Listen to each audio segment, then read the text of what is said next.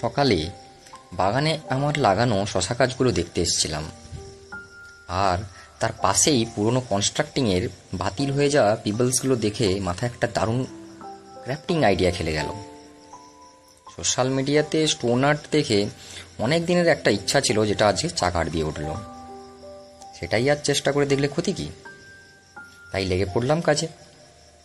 Video করে রাখলাম তোমাদের জন্য, প্রসেসটা আশা করি ভালো লাগবে তোমাদের। তার জন্য প্রথমে কিছু ভালো আকারের নুড়ি সংগ্রহ করে নিচ্ছি। আকার অনুযায়ী তো আমার মাথায় অনেক আইডিয়া আসছে, দেখা যাক কতটা কি করা যায়।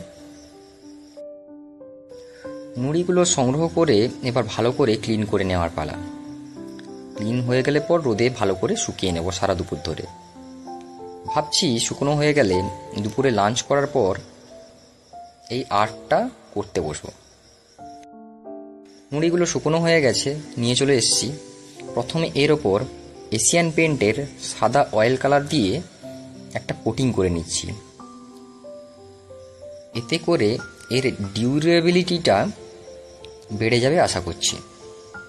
আর একটা নুড়িতে ব্ল্যাক কালার করে নেব।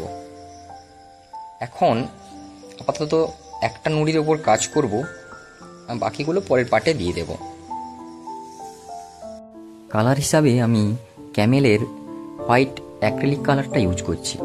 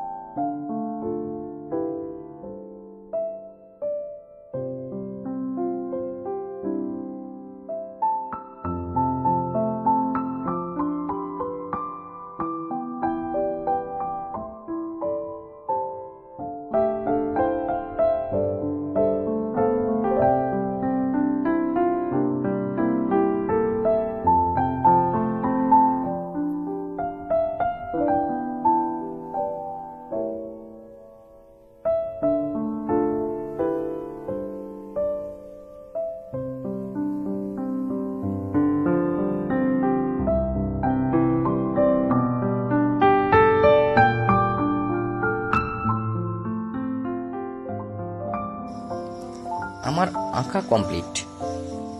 ফিক্সেটিভ হিসাবে এবং গ্লসি ইফেক্ট দেওয়ার জন্য আমি এই আর্ট কভারের আর্টিস্ট ভার্নিশটা ইউজ করছি।